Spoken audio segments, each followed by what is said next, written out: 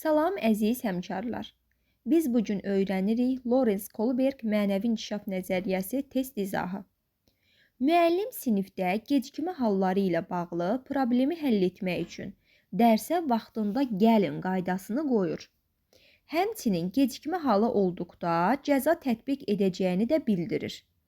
Şagirdlərin cavablarına əsasən uyğunluğu müəyyən edin. Baxın, qayda qoyur və gecikmə halı olarsa cəza tətbiq olunacaq. Biz buna uyğun olanını tapmalıyıq. Bu mərhələdə olan şəxslər cəmiyyəti bütöv bir şəkildə görərək mühakimə edir. Bu olacaq səlahiyyət və sosial nizamı qoruma. Bu mərhələdə olan şəxslər hadisəyə nizam-intizam baxmaq yerinə sosial ədalətlik prinsipi ilə yanaşır. Bu olur sosial müqavilə. Bu mərhələdə olan şəxslər qaydaları dəyişməz və şərtsiz olaraq qəbul edirlər. Bu da itaət və cəza. İndi buna uyğun olanı tapmalıyıq. Əgər müəllim qayda qoyubsa, ona hamı əməl etməlidir. Çünki qayda olmasa, sinifi idarə etmək mümkün olmayacaq. Bu səlahiyyət və sosial nizamı qorumadır. Deməli, birə uyğundur. Bu mərhələdə olan şəxslər onu bildik B. Müəllim hamıya cəza verməsini düzgün hesab etmirəm. Çünki şagird həqiqətən də üzürlü səbəbdən dərsə gecikə bilər. Bu sosial müqavilədir. 2 uyğundur B. Mən qaydaya əməl etməliyəm, çünki etmədiyim halda cəzalanacağımı bilirəm. İtaət etməliyəm ki, cəza almayım. Bu da itaət və cəzadır. 3-ə də C. A, B, C. A variantı. Uyğunluğu müəyyən edin. Burada hansına aiddir, onu tapacağıq. Sinifdə stulu sındırdığımı etiraf etsəm, cəza alacağam. Ona görə də bunu gizli saxlamalıyam. Baxın, stulu sındırıb, düşünür ki, sındırdığımı desəm cəza alacağam. Yəni, itaət etməliydi ki, cəza almasın. Deməli, 1-ə uyğundur B. İtaət və cəza. Daha sonra, çətin durumda olan dostuma yardım etməliyəm ki, gələcəkdə o da mənə kömək etsin. Bu individualizmdir, yəni şəxsi marağı var. 2-yə uyğundur D. Məktəb rəhbərliyi tərəfindən qoyulan geyim qaydalara əməl edirəm. Qoy hamı görsün ki, mən nümunəvi şagirdəm. Bu qəbul olunmadır. Cəmiyyət nə deyər? 3-ə uyğundur A. İnsan yalnız öz övladına qarşı deyil, bütün insanlara qarşı da rəhmətli və yardımsevər olmalıdır. Bu da universal etik prinsipdir C. Deməli, B, D, A, C. Oldu C variantı. Klasterə uyğun gəlməyən fikri müəyyən edin.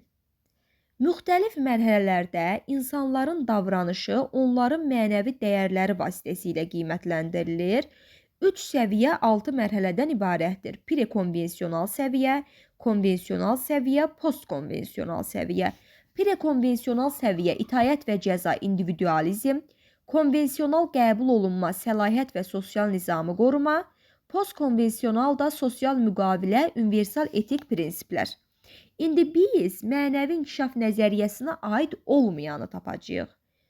Mənəvi inkişafın hər hansı bir səviyyəsində olan insan üçün müəyyən davranış doğru olduğu halda, digər səviyyədə olan insan onu yanlış hesab edə bilər. Bu doğrudur.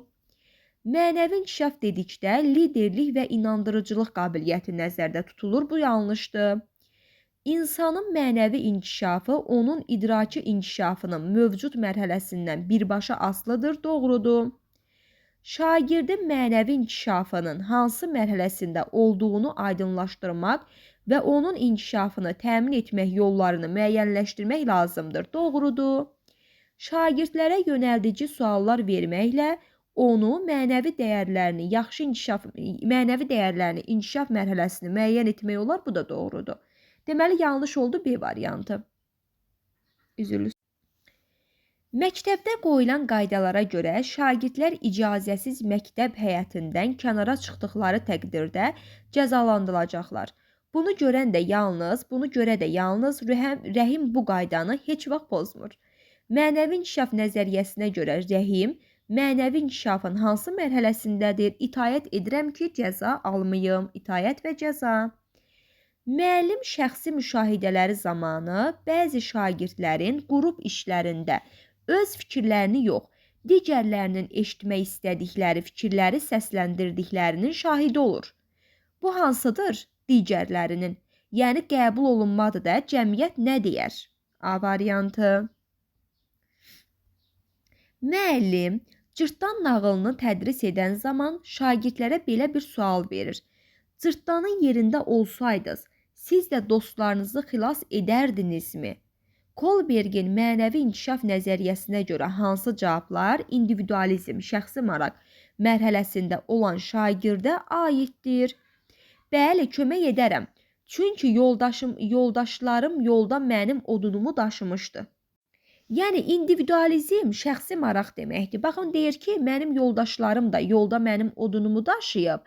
Mən də dostumu buna görə xilas edə bilərəm. Biri bir. Bəli, kömək edərəm. İnsanın yaşaması hər şeydən önəmlidir. Bunu universal etik prinsip deyir. Çıxdıq. Bəli, kömək edərəm. Çünki o zaman hər kəs məni qəhrəman qəbul edəcək. Bu qəbul olunmadı. Çıxdıq. Xeyr, kömək etməzdim. Çünki mən çətin vəziyyətdə qalanda yoldaşlarım da mənə kömək etməmişdilər. Bu da individualizmdir. Bəli, kömək edərəm. Çünki əks halda valideynlərim məni tənbih edərdi. Deməli, burada 1 ilə 4-dür C variantı. İndividualizm şəxsi maraqdır. Bugün mən sənə yaxşılıq edirəm, səhər sən mənə yaxşılıq et. Uyğunluğu müəyyən edin. Doğrudan doğrunu, yanlışdan yanlışı. Bu mərhələdə olan şəxslərin mənəvi dəyərləri, qoyulan qaydalar və onların pozulması halında cəza tədbirləri ilə müəyyən edir itaət və cəza. Doğrudur. Bu mərhələdə olanlar başqalarının fikirlərinə əsasən davranır, stereotiplərə uyğunlaşmağa çalışır və hansısa hadisə ilə bağlı mühakimə yürüdərkən sosial tələbi nəzərə alırlar. Baxın, sosial tələbi nəzərə alırlar. Bu qəbul olunmadı. Doğru fikirdir də bu. Yəni, başqalarının fikirlərinə dayanır. Yəni, başqaları nə deyər, cəmiyyət nə deyər, onu düşünür. Bu da doğru bir fikirdir. Bu mərhələdə şəxs mühakimə zamanı cəmiyyətin bu məsələyə necə yanaşmasını nəzərə alaraq davranır, qəbul olunma doğrudur. Bu mərhələdə olan şəxslər hadisələrə individual yanaşma ilə deyil, cəmiyyətin bir bütöv şəklində görərək mühakimə yürüdür. Səlahiyyət və sosial nizamı qorumaq, bu da doğrudur. Deməli, B variantı. Yanlışım olmadı. Jo'nun hekayəsini, yəni Jo dilemması, şagirdə danışan müəllim ona sual müraciət edir. Jo'nun atasının oğlundan pullarını istəməyə haqqı var idimi? Şagird cavab verir. Jo'nun atası kimi sevdiyi bir işlə məşğul olmaq haqqı var. Bununla Jo'nun atası oğluna qarşı ədalətsizlik edir. Kolbergin mənəvi inkişaf nəzəriyyəsinə görə şagirdin mənəvi inkişafı hansı mərhələsindədir? Bu sosial müqavilədir, yəni D variantı. Çünki sosial müqavilədə olanlar düşünür ki, qayda qanun qoyulursa, bizim də fikrimizi nəzərə almalısınız. Burada da deyir ki, məsələn, Jo'nun da atasından pul istəməyə haqqı var. Çünki o da sevdiyi bir işlə məşğul olmalıdır. Sosial müqavilə D.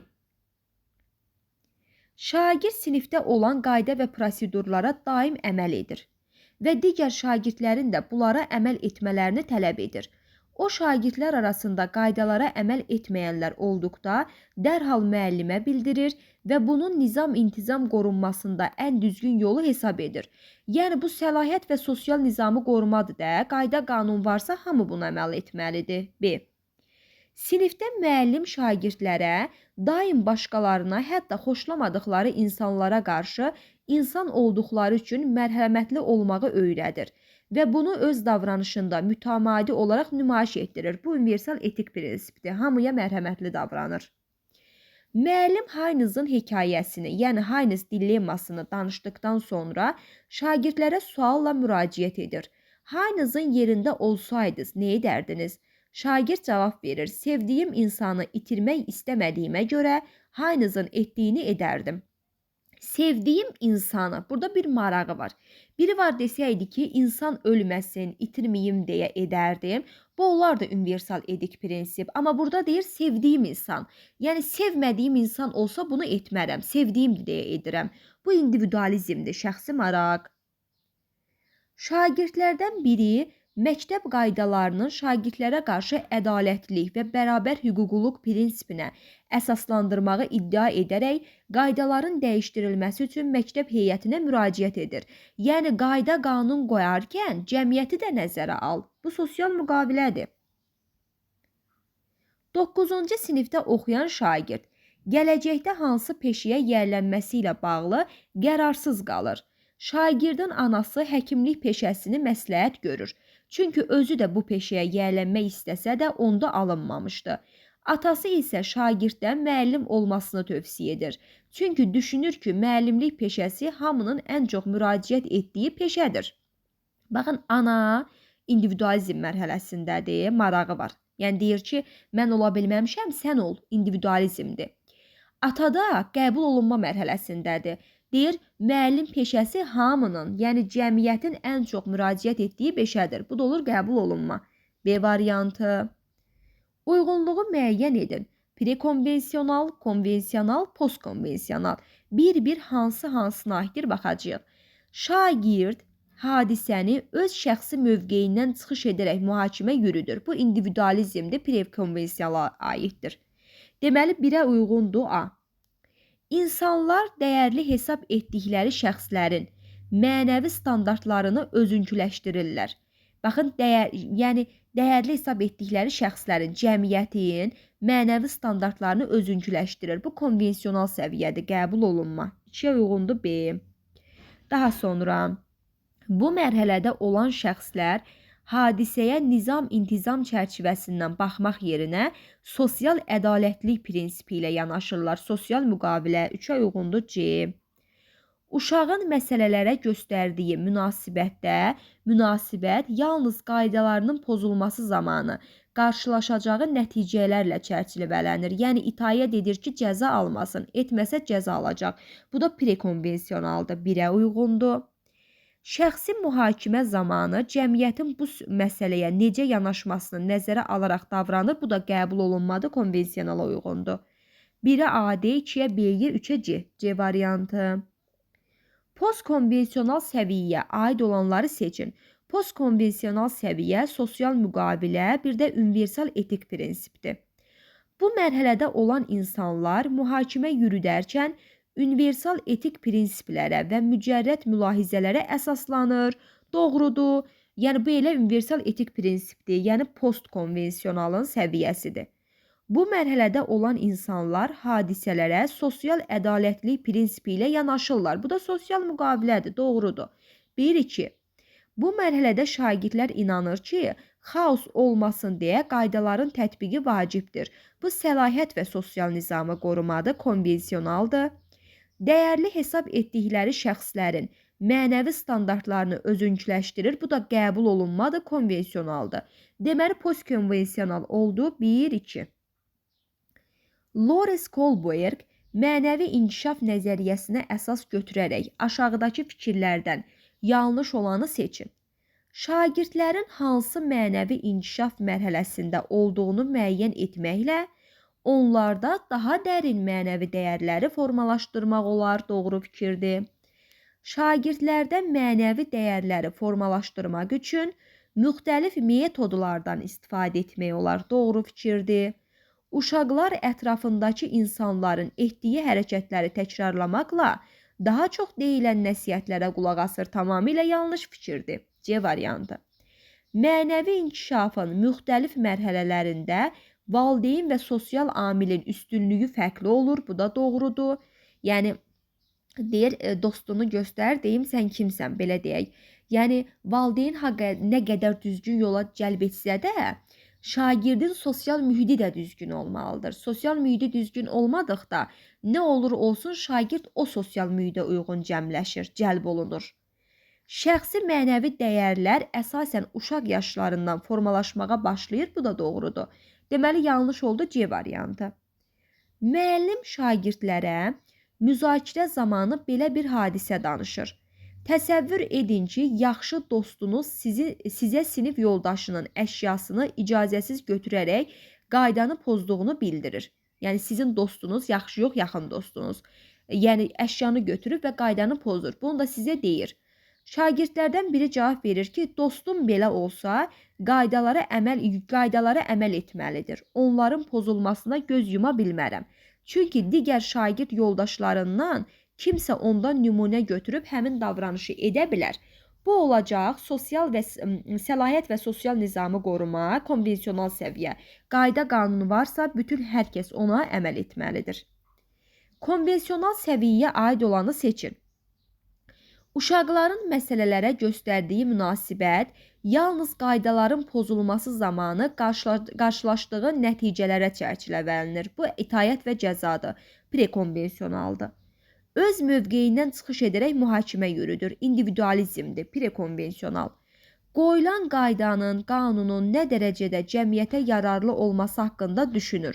Bu sosial müqavilədir, postkonvensionaldır. Cəmiyyət bir bütöv şəklində görərək mühakimə yürüdür. Bu səlahiyyət və sosial nizamı qorumadır, konvensionaldır, D variantı. Uşaq mühakimə yürüdərkən qoyulmuş qaydanın pozulması nəticəsində yaranan vəziyyətə görə qərar verir. Bu da itaət və cəzadır, prekonvensionaldır. Deməli oldu Y variantı. Daha sonra hansı üstunlarda uyğunluq pozulmuşdur? Baxaq. Bu mərhələdə olan insanlar bəzi addımları qaydalara zidd olsa belə ədalətli hesab edirlər. Universal etik prinsip bu doğru bir fikirdir. Bu mərhələdə olan şəxslər hadisəyə nizam-intizam çərçivəsindən baxmaq yerinə sosial ədalətlik prinsipi ilə yanaşır. Sosial razılıq, yəni sosial müqavilə doğru bir fikirdir. Bu məsələlərə münasibət təkcə bir şəxsin yanaşmasından asılı deyil. Müxtəlif fərdlər müxtəlif baxışlara malik ola bilər. Şəxsi maraq, yəni individualizm, şəxsi maraq. Bu doğru bir fikirdir, amma yanlış verib. Ona görə bir uyğunluq burada pozulub. 3-də. Bu mərhələdə olan şəxslər qaydalara dəyişməz və şərtsiz qəbul edirlər. Yəni itaət edirlər ki, cəza almasınlar. İtaət və cəza, bu da doğrudur, yanlış verib. Deməli, biri də burada pozulub. Şəxs mühakimə zamanı cəmiyyətin bu məsələyə necə yanaşmasını nəzərə alaraq davranır, qəbul olunma doğru bir fikirdir. Deməli 3-4. Gəmi qəzaya uğrayır, sərnişinlər xilas edici qayıqlara minərək gəmini tərk etməklə bağlı təxliyə elanı verilir. Sərnişinlərdən biri düşünür ki, onun köməyindən istifadə edə biləcək bir qrup yaşlıların olduğu qayığa, yoxsa sağ qalmaq şansının daha çox ola biləcəyi gənc, güclü insanların olduğu qayığa getməyi seçsin və ehtiyac sahiblərinə qayğı məqsədi ilə birinci variantı seçir. Yəni, yaşlıların yanına gedir. Bu, universal etik prinsipdir. D variantı. Hər zaman kömək etməyi sevir universal etik prinsiplər. Şagirdlərdən biri digər yoldaşlarına qarşı aqressiv davranır. Müəllim bunun səbəbini soruşduqda şagird, onlar sinifdə mənə qarşı kobud ifadələr işlədirlər. Bu hal mənə çox pis təsir etdiyindən və ona görə də mən də onlara bu cür rəftar edirəm. Yəni, burada şəxsi maraq var da, sən mənə yaxşı davransan, mən sənə yaxşı davranacam, sən mənə pis davransan, mən də sənə pis davranacam. Yəni, individualizm. Sosial müqavilə mərhələsinə aid olmayanı seçin. Bu mərhələdəki insanlar hadisələrə sosial ədalətlik prinsipi ilə yanaşırlar. Doğrudur. Qaydalar cəmiyyət üçün vacibdir, lakin bu qaydalar cəmiyyət üzvləri tərəfindən razılaşdırılmalıdır. Doğrudur. Qaydalar düzgün məqsədə xidmət edirsə məna kəsb edir. Bu da doğrudur. Bu mərhələdəki insanlar mühakimə yürüdərkən cəmiyyətin gözləntilərinə əsaslanırlar. Bu qəbul olunmadır, konvensional səviyyədir. Yanlışdır, deyil. Qaydaların ədalətli olub olmadığını mühakimə edirlər. Deyir, qayda qanun qoyarkən cəmiyyəti də nəzərə al. Bu sosial müqavilədir. Universal etik prinsiplərinə aid olanı seçin. Hadisəyə münasibət bildirərkən kollektivin yanaşmasını nəzərə alırlar. Bu qəbul olunmadır. Bu mərhələdəki insanlar mühakimə yürüdərkən hamıya uyğun mənəvi prinsiplərə və mücərrəd mülahizələrə əsaslanır. Elə budur da, hamıya uyğun. Yəni, bu mərhələdə olan insan hamını nəzərə alır, hamıya dəyər verir, B variantı. Bu mərhələdəki insanlar hadisələrə münasibəti sosial gözlənti ilə əlaqələndirirlər. Sosial gözlənti, hadisələrə münasibəti. Bu sosial gözlənti isə sosial müqavilədir. Uşaqlar məsələyə göstərdiyi münasibət yalnız qaydaların pozulması zamanı qarşılaşdığı nəticələrə çərçivələnir. İtaət və cəza, yoldaşının mövqeyindən çıxış edərək mühakimə yürüdür. Bu da individualizm. Deməli, burada olduğu B variantı. Səlahiyyət və Səlahiyyət və sosial nizamı qoruma mərhələsinə aiddir. Hər hansı bir hadisəni mühakimə edərkən öz mövqeyindən deyil, cəmiyyətin mövqeyindən çıxış edir. Bax, bilirsiniz nə deməkdir? Yəni deyir ki, qayda qanun var. Bu qayda qanuna bütün cəmiyyət əməl etməlidir. Bu elə A variantıdır. Böyüklərin qoyduqları standartlara əsasən davranışını tənzimləyirlər, xeyir. Uşaqların məsələləri göstərdiyi münasibət yalnız qaydaların pozulması zamanı qarşılaşdığı nəticəyə çərçivələnir, itaət və cəza. Qaydalar cəmiyyət üçün vacibdir, lakin cəmiyyət də nəzərə alınmalıdır. Sosial müqavilə, uşaq mühakimə yürüdərkən qoyulmuş qaydanın pozulması nəticəsində yaranan vəziyyətə görə qərar verir, itaət və cəza. Müəllim şagirdlərin dərsdə nadinclik etmələri üçün onlara sinifdə kameralar var, məktəb direktoru da sizi izləyir, söyləyir və şagirdlər qoyulan qaydalara daha çox riayət etməyə çalışırlar. Yəni, bu itaət və cəzadır da. Deyir, məktəb direktoru sizi izləyir, şagird düşünür ki, mən itaət etməsəm cəza alacağam. İtaət və cəza. Bizim xoruzlar da bizlə bərabər testi öyrənirlər. 26. İnsanın səhvi nə olursa olsun, onlara edam cəzası verilməməlidir deyə düşünən biri, insanlara dəyər verir, universal etik prinsip. Müəllim zəif oxuyan şagirdinə deyir, imtahan nəticələri aşağı olsa, insanlar sənə nə deyər? Yəni, bu insanları düşünür də, qəbul olunma, cəmiyyət mənə nə deyər? C variantı. Kolberg mənəvi inkişaf nəzəriyyəsinə əsasən sizə təqdim olunmuş fikirlərdən biri doğru deyil. Mənəvi dəyər genetik faktor olduğu üçün sonradan formalaşmır, səhvdir. Mənəvi dəyər genetik faktor olduğu üçün sonradan formalaşmır fikri səhv bir fikirdir. Yəni, mənəvi dəyəri sonradan formalaşdıra bilərik. Deməli, A variantı doğru deyil. Mənəvi inkişafın hər hansı bir səviyyəsində olan insan üçün ixtiyari bir davranış doğru, başqa səviyyəsində olan insan üçün yanlış hesab edilə bilər. Bu doğrudur. Aşağı yaşlarda şəxslər qaydaları dəyişməz və şərtsiz qəbul edir. Doğrudur. İnsanların mənəvi dəyərləri onların davranışı ilə qiymətləndirilir. Doğrudur. Müxtəlif situasiyalarda fərdin verdiyi cavab reaksiyası onun mənəvi inkişafının hansı mərhələsində olduğunu göstərir. Doğrudur. Cədvələ əsasən uyğunluğu müəyyən edin.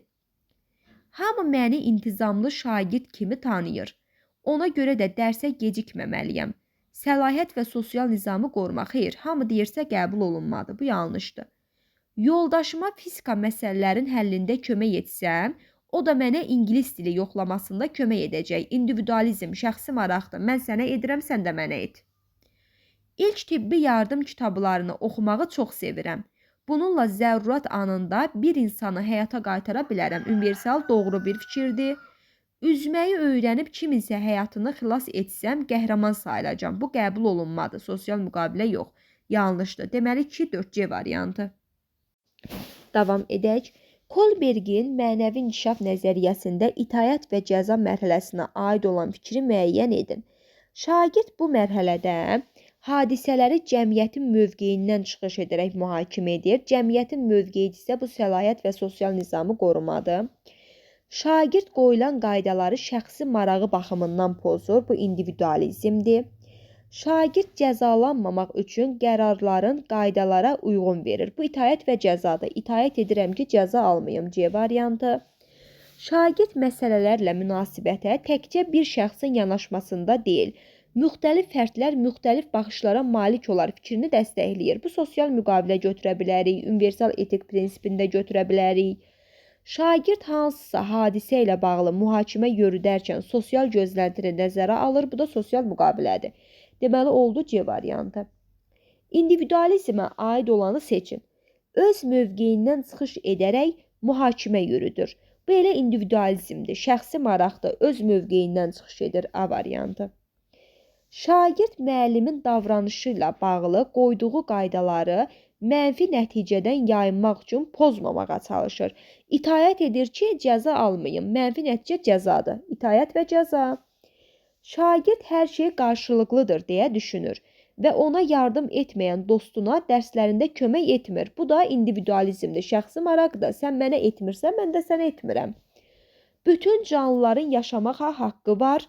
Dünya yalnız insanların deyil, universal etik prinsiplərdir bu. Müəllim təbii fəlakətlərin artdığı zaman sudan, işıqdan, qazdan daha ehtiyatla istifadə edilməsinin lazım olduğunu bildirir. Şagirdlərdən biri isə narahat olmayın, hələ bizə çatacaq qədər var. Qalanın sonrakılar düşünsün dedi. Özünü düşünür də, şəxsi maraq, individualizm. Deyir mənə çatır, əsas özüməm. Sonrakılar özləri düşünsün. Onlara çatar da, çatmaz da. İndividualizm. Şagird sinif nümayəndəsi seçilmək üçün müxtəlif edilməyəcək vədlər və sözlər vermişdi. Əsas seçilim onsuz da nə edən deyiləm. Bu da individualizmdə şəxsi marağı var.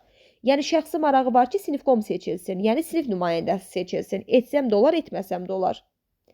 Sinif nümayəndəsi dərs zamanı mübahisə edən iki şagird yoldaşını sakitləşdirərək dərsin gedişatın pozulmamasına çalışır. Bu nizamı qoruyur. Səlahiyyət və sosial nizamı qoruma. Dərs zamanı müəllim məni cəzalandırmasın deyə sakit qalmalıyam. İtaət etməliyəm ki, cəza almayım. Sinifdə şagirdlərdən biri bir gün mənim də nəyəsə ehtiyacım ola bilər. Bu gün mən kömək edim, səhər sən mənə kömək et. İndividualizm. Qoy hər kəs mənim necə dost olduğumu görsün. Düşüncəsi ilə haqsız dostunun tərəfini tutan şagird. Qoy hər kəs mənim necə dost olduğumu görsün. Bu da qəbul olunmadı. Hər kəs. Yəni mən yaxşı dostum və ya pis dostum. C variantı.